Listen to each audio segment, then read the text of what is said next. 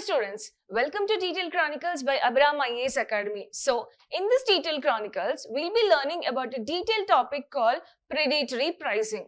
Now, let's see why it is in use and how to eliminate it and what are the new norms given by the Competition Commission of India, that is in short CCI.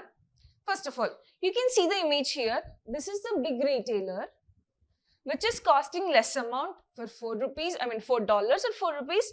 Then this is the small consumer, small store or small retail shop which is charging for 10 rupees. Now what happens?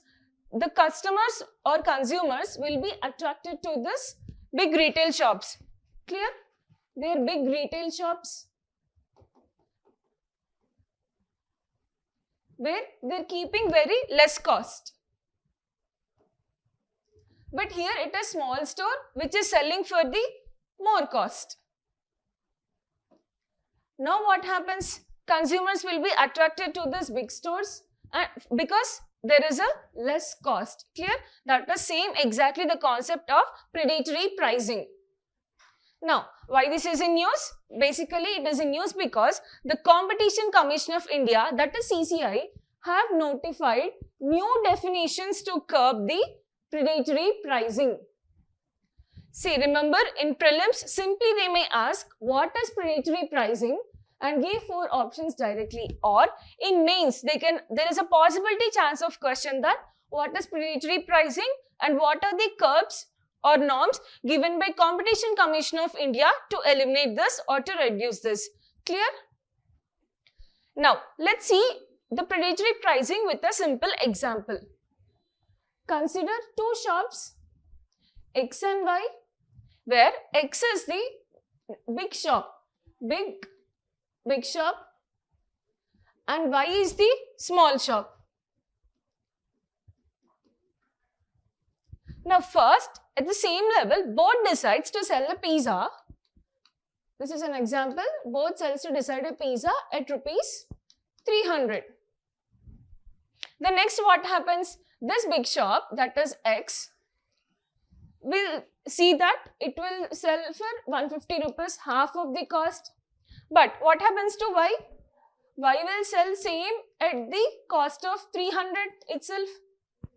Now what happens? The consumers will be attracted to this big shop and there will be less consumers to this Y shop. Then what happens? There will be a competition created and this Y will be eliminated completely, right? Now, what happens? Then the monopoly starts in the market. The monopoly starts in the market. Clear? For another simple example to understand this, we all know what happened when we are addicted to some X company giving free data to us. Then next what happened? That free data was replaced, like when the company is giving free data, we are all addicted to that company. Now then what happened? Many other competitors in the market have been shut down. Now what is happening? It is charging, the recharge cost is very much high. Yes or no? So this is a very live example which we saw in the recent years. So that is same, that is the predatory pricing. Clear? So the competition created between big retail shops and small retail shops, where the big retailers are selling at the low cost to attract the consumers, and it is harming the small retailers like that. Clear? Now what happens? These small retailers will be eliminated and there will be monopoly occurring only for the the small retailers are eliminated and the monopoly will be occupied by the big retail shops. Not only retail shops, it is with respect to digital marketing also. So, let us see the article once again. So, in a further way to check predatory pricing and ensure fair competition, the Competition Commission of India, that is the CCI, has notified new definitions for various costs it will use to judge whether a price charged by a company for the product or a service is predatory or not. Let's see what are the norms given by it and what the article is explaining. Clear? Chalo, let's see. So first, let's see the definition of it. Predatory pricing refers to the strategy where a dominant company sets the price of a product or service below its production cost, intending to eliminate the competition, and it is dominating the market, creating the monopoly, and eventually raising the prices once the competitors are driven out of it. This is the example. So the dominant company X has reduced the prices, and then what happened? The Y shop has been closed, and now further what it is doing, it has given for 150. First price was 300, next it came down to 150. Now what it does, it sells for 450 rupees. And see, this shop is closed. When the shop was there are alternatives for the consumers. But when this is closed, the only shop available here is X shop. Whether it is 450 or 500, we want pizza, we will go and buy it. So that is where this predatory concept comes. Predatory pricing concept. Clear? Now this practice is considered anti-competitive and is regulated under Section 4 of the Competition Act of 2002. Clear? So basically this is a definition, and this practice is considered anti-competitive, and further it is regulated under Section 4 of the Competition Act of 2002. Now further, so as the government has, the Competition Commission of India has given this framework, that is predatory pricing framework. Now what it is useful for? So basically it is useful for clear and consistent guidelines, fair competition, eliminating the unfair competition trades, so for the fair competition, and also prevention of market monopolization as we discussed just now, and also adaptation to the digital economy. So this is the significance of the framework. So what is significance of this framework? Basically to eliminate the competitiveness, to eliminate the monopolization, and to create the digital economy, and further to give the clear and consistent guidelines.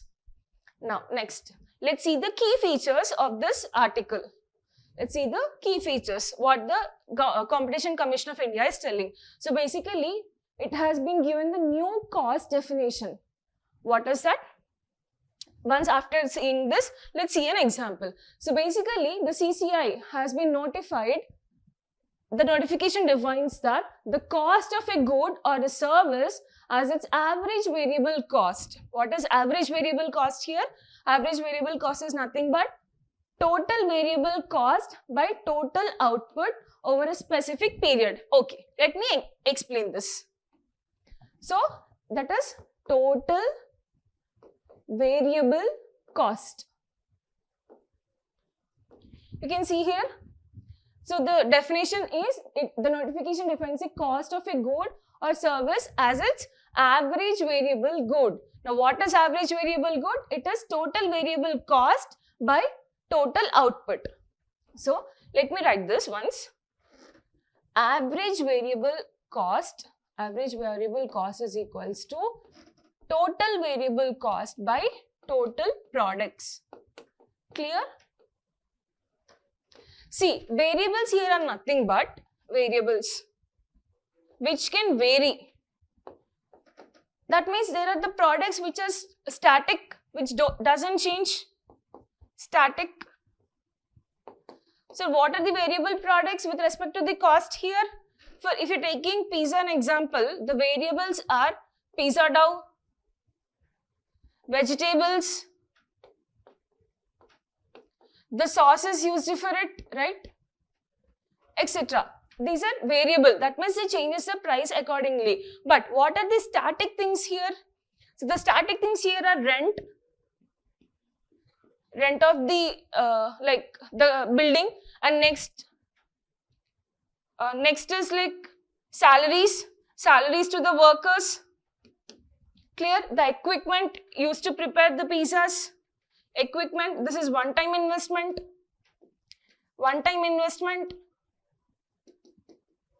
So these are the static things, right? These are the variable things. Now, what did the CCI has been said that we will be calculating only the variable things, not the static things. Clear? So for suppose this dough is 25 rupees, this vegetables are 4 rupees, and this sauces are 3 rupees. 25 plus 4 plus 3. 26 plus 4, 27, 21 and 30, 33, clear, 33. And I want to prepare some 1000 products like that. So into 1000 by total products is 1000. So what will happen? 33,000 by 1000. So the cost of pizza will be 33. This is the normal value of the pizza or normal product cost. So the CCI has been said that the notification defines the cost of a good or service as its average variable cost. So what is the average variable cost here? 33 rupees for some X product is 33 rupees. Then how we are calculating? With the variables. That means the substances which changes its price accordingly to inflation. But here the static things are like rent, salaries and equipment. Equipment is one-time investment. Clear? And this approach allows greater flexibility, particularly for the digital markets where the traditional cost structure may not apply. Now, what it is telling? Okay, let's see further what it is telling with respect to this digital marketing. And next is flexibility for digital economy. Now, what is this? So, the thing here is the notification acknowledges just the unique cost structures of the digital businesses which often have low variable cost and high fixed prices. Okay, for simple example, I'll tell you. See, you take some X company which is providing broadcasting, X and Y apps, basically the broadcasting apps. What happened? X is giving some, like it is keeping low cost at 19 rupees, but this is high company. And some Y is keeping for like around 50 rupees. This is small app.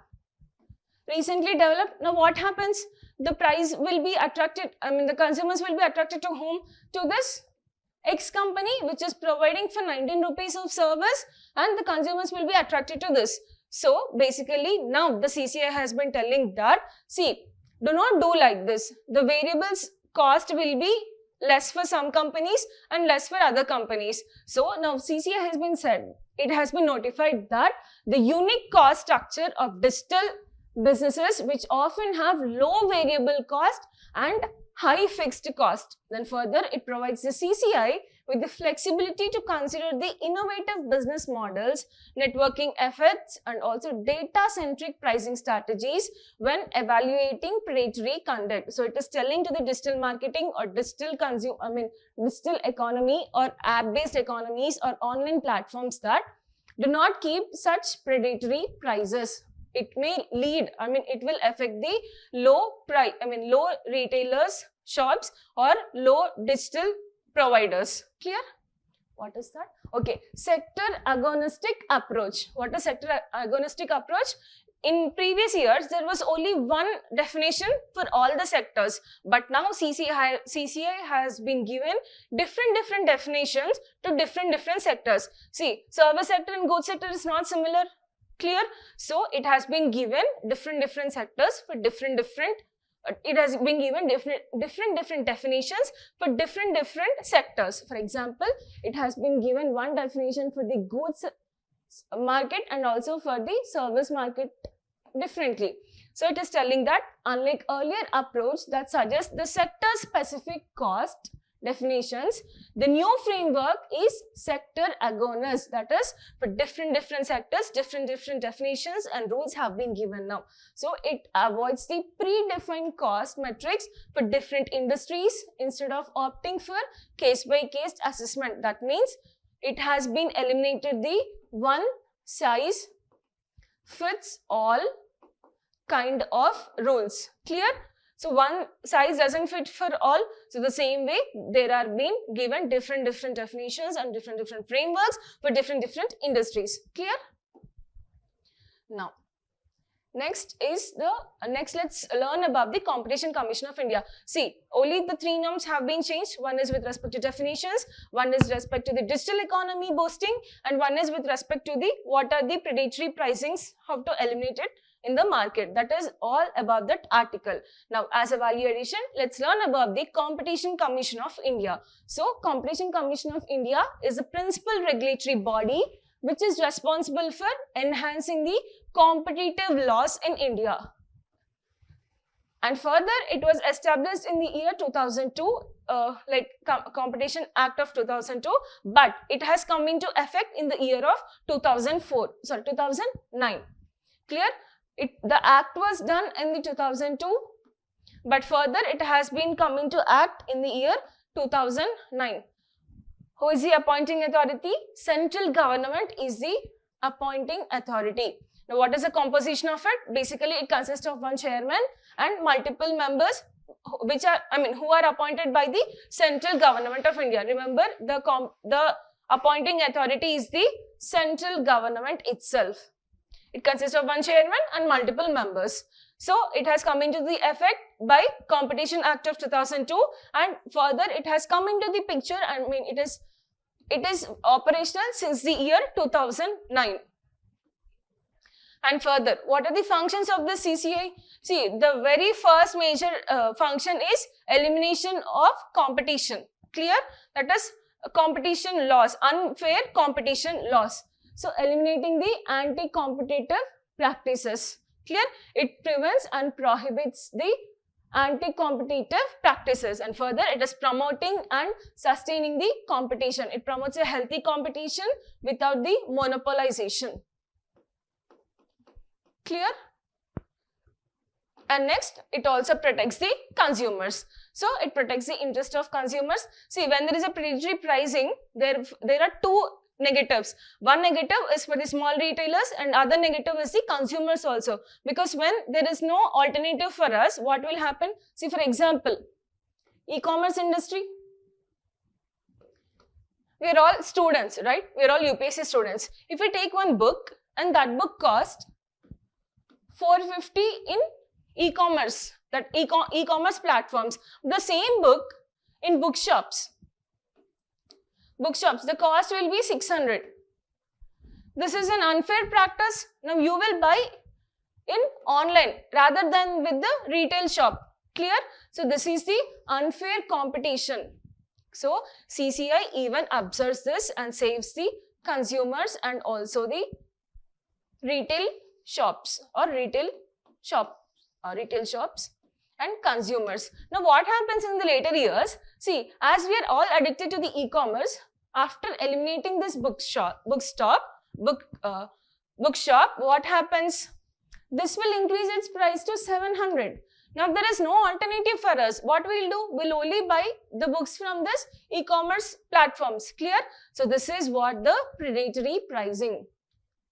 So this CCI will function like it will eliminate the anti-competitiveness and unlawful competition, and also it is promoting the fair competition by eliminating the monopolization, and further it is protecting the consumers also. Clear? That is about the predatory pricing. And what is the article telling about? What are the new norms given by the CCI, that is Competition Commission of India, to eliminate these practices? Done? So this is all about the concept. Thank you.